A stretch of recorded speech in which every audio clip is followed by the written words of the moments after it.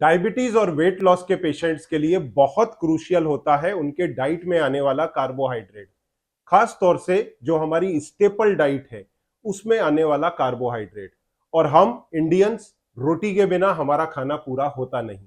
जब सवाल आता है रोटी का और उसके आटे का, तो हमारी डिपेंडेंसी है गेहूं पर।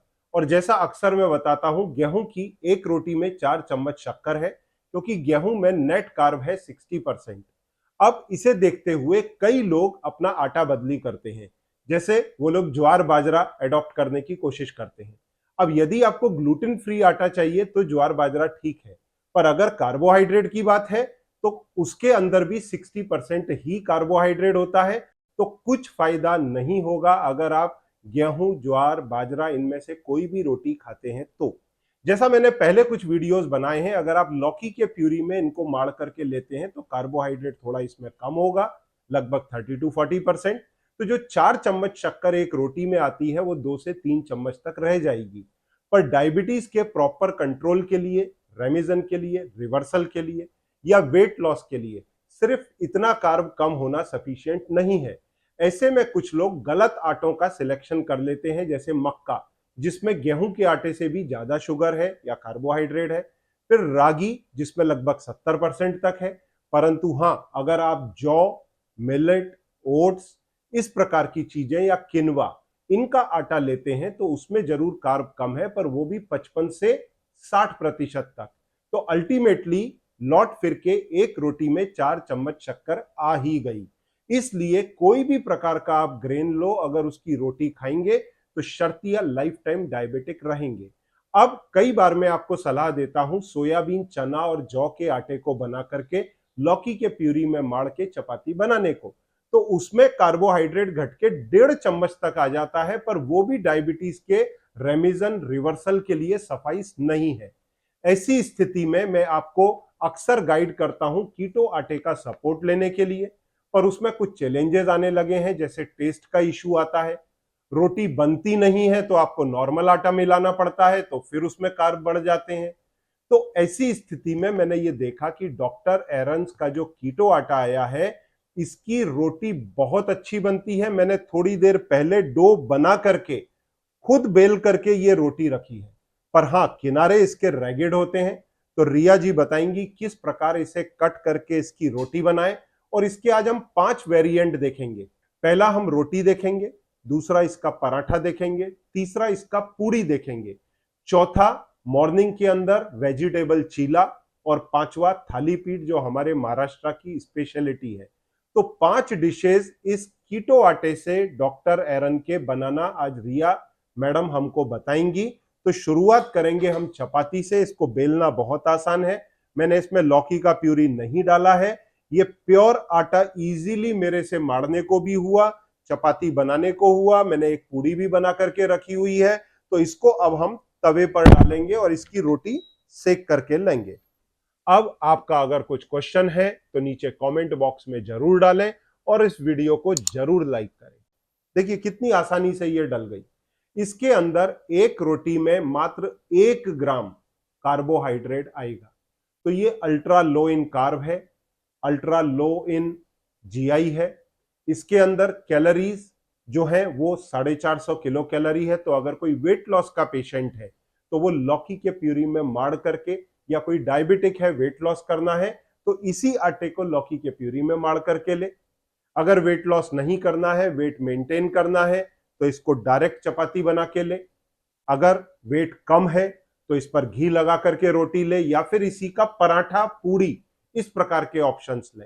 और बाकी थाली पीठ और साथ में जो वेजिटेबल चीला है वो तो हम बनाना आपको बताएंगे ही। पर अपना ट्राइग्लिसराइड, कोलेस्ट्रॉल जरूर चेक कर ले। और जो लोग डायबिटीज के अंदर ओबीज हैं वो इसी आटे को लौकी के प्यूरी में माड़ करके उसकी चपाती लें। अगर वेजिटेबल चीला लेते हैं तो उसके अंदर कम से कम घी डालें। ठीक है, देखिए रोटी फूलना भी शुरू हो गई है। दरअसल हमको ये चपाती तवे की जगह पैन में बनानी पड़ रही है, क्योंकि हमारा जो तवा है ना वो इस इंडक्शन पर काम नहीं कर रहा। तो इसकी ये रोटी बना करके लें या फिर इसका पराठा बना के लें। अब हम इसी पर घी लगा करके इसका पराठा बनाएंगे।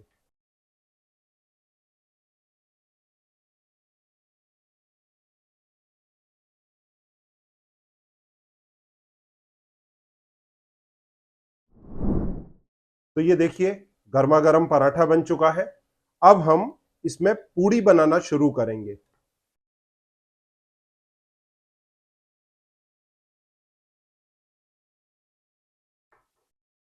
देखिए ऑलरेडी ये पूड़ी मैंने बेल करके रखी है, आप जैसा देख सकते हैं। इसको अब हम फाइन कट कर लेंगे, इसके मार्जिन्स थोड़े रैगिड हो सकते हैं।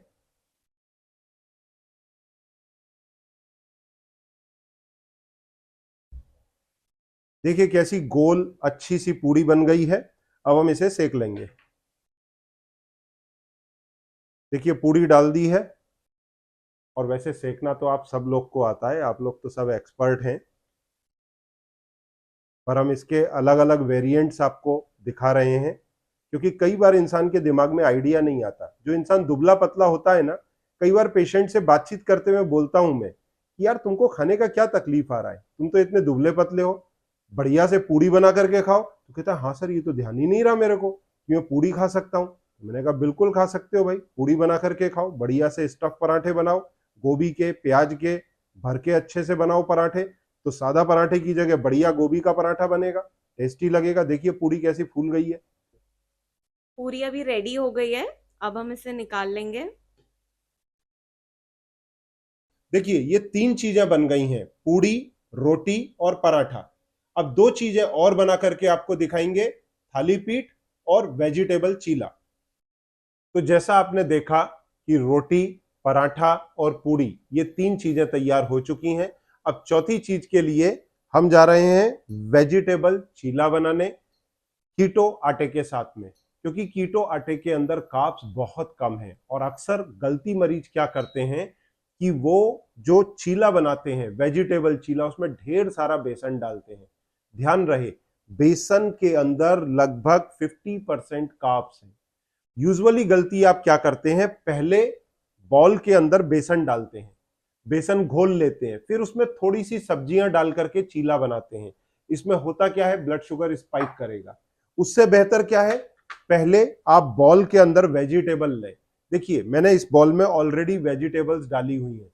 यहां पर मैं रिया जी से थोड़ा रिक्वेस्ट करूंगा कि थोड़ा मेरे को इंटरेस्टिंग लग रहा है ये सब कुक करना, तो शायद वो मेरे को एक्सक्यूज करेंगे अगर मैं थोड़ा इसमें हाथ बटाऊं उनका, तो चलेगा ना? हाँ हाँ जी, अरे प्लीज, थैंक यू। तो मैंने इसमें देखिए सारी वेजिटेबल्स पहले डाली हैं। इसमें मैंने क्या क्या लिया, प्याज लिया, बीन्स लिया, गोभी ग्रेडेड ये गोभी लिया।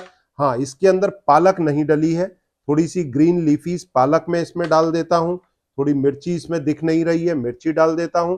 साथ में मैंने इसके अंदर हल्दी, धनिया, मिर्ची, नमक, ये सारी चीजें और थोड़ा सा जीरा ये डाल दिया है। अब इसके बाद में हम इसमें थोड़ा सा पानी ऐड करेंगे, ठीक है। इसके बाद बाइंडिंग के लिए हम इसमें लेंगे कीटो आटा। ये देखिए मैंने बाइंडिंग के लिए थोड़ा इसमें कीटो आटा डाला है, और थोड़ा मैं इसमें डालूंगा बाइंडिंग के लिए बेसन। तो ये बेसन और कीटो आटा दोनों डाल करके ये देखिए बाइंडिंग होने लगा। अब इसमें थोड़ा पानी कम है, थोड़ा और हम डालेंगे जिससे इसको चीले की तरह थोड़ा फैला सके। इसमें 80% वेजिटेबल है, मात्र 20% में 10% जो है वो बेसन है और 10% में आटा है। अब इसको हम तवे के ऊपर छोड़ देंगे और चीला बनाएंगे। अब इसके अंदर हम थोड़ा सा घी डालेंगे। देखिए वजन अगर आपका कम है तो आप भरपूर घी डालिए, और अगर वजन ज्यादा है तो आपको घी तेल कम से कम डालना है। अब हम इसको फ्लिप कर लेंगे। देखिए बहुत अच्छा गोल्डन ब्राउन सिका है। आपको ऐसा लग सकता है कि थोड़ी बाइंडिंग कम है, क्योंकि मैंने इसके अंदर आटे का इस्तेमाल कम किया है, उससे बाइंडिंग कम है, ये बात सही है। थोड़ा हमको संभाल करके इसको बनाना पड़ेगा, जिससे कार्बोहाइड्रेट कम रहे और वेजिटेबल्स की मात्रा अधिक से अधिक रहे। देखिए चीला अच्छी तरह से सिक गया है। अब हम इसको प्लेट में निकाल लेते हैं और बढ़ते हैं नेक्स्ट रेसिपी की तरफ। तो अब तक 4 डिशेस हो चुकी हैं, अब 5वीं और आखिरी थाली पीठ बनाना शुरू करेंगे। थाली पीठ के अंदर सबसे पहले बॉल के अंदर हम सारे वेजिटेबल्स डाल लेंगे। जैसे मैंने ग्रेडेड गाजर ली है, इसके साथ में गोभी, फिर पालक, शिमला मिर्च, ओनियन, इसके साथ में धनिया, ग्रीन चिली, फिर थोड़ा जीरा, इवन बीन्स और हल्दी पाउडर इसमें डाला है। इसके साथ में टेस्ट के हिसाब से लाल मिर्ची पाउडर और नमक। इसके साथ में बाइंडिंग के लिए अब हम यूज कर रहे हैं कीटो आटा, डॉक्टर एरन्स का कीटो आटा, और इसका अब हम डो बना करके लेंगे।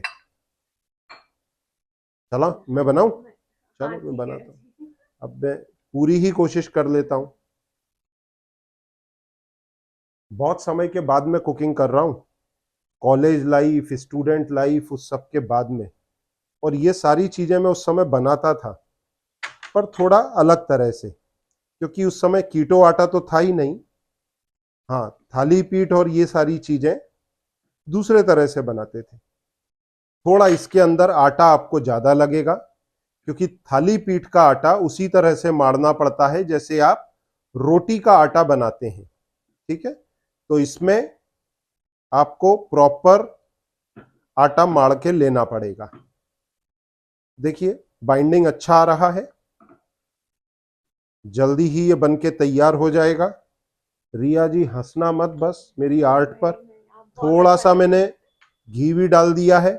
अगर आपका वजन अलाउ करता है, कम है, तो आप अच्छे से घी तेल इसमें डाल सकते हैं, और अगर आपका वजन ज्यादा है तो घी तेल डालने से बचें।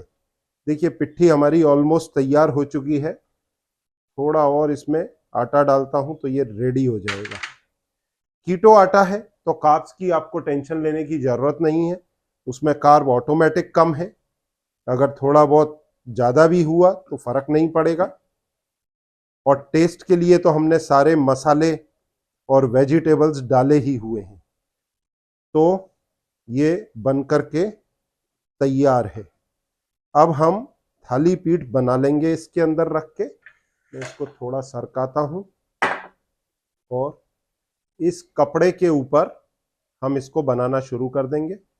थाली पीठ एक तरह से मोटा रोटी या पराठे के जैसा होता है, तो इसके लिए हमको डो देखिए सफिशिएंट लेना है, बड़ी क्वांटिटी में। ये मोटी रोटी के जैसा होता है। ठीक है, तो ये इसका बड़ा सा लोई बन गया। अब हम इसे फैला लेंगे। थोड़ा सा टूटेगा तो उसको हम पानी से जमाते हुए इस पर फैला के लेंगे। ठीक कर रहा हूं ना रिया जी? बिल्कुल, गड़बड़ तो नहीं? नहीं एकदम बराबर जगह। थोड़ा पानी से इसको फैलाते हुए। थोड़ा इमेच्योर तो हूं मैं इसमें, क्योंकि बहुत समय 30 साल का गैप हो चुका है मेरी आर्ट ऑफ मेकिंग में, और आप लोग तो इसमें एक्सपर्ट हैं, तो आपकी तो बात ही क्या है। अब इसको हम तवे के ऊपर छोड़ेंगे, थोड़ा सा घी डालेंगे उस पर। देखिए थाली पीठ बन चुका है एकदम गोल। अब हम इसे तवे पर छोड़ेंगे।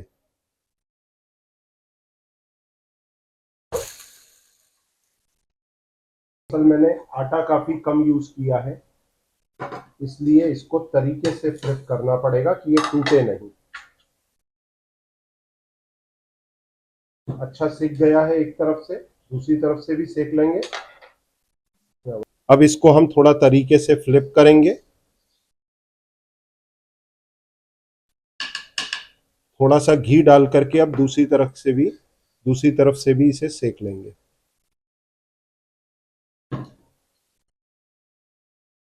तो इससे हमने 5 चीजें बनाना सीखी: रोटी, पराठा, पूड़ी, चीला और थाली पीठ।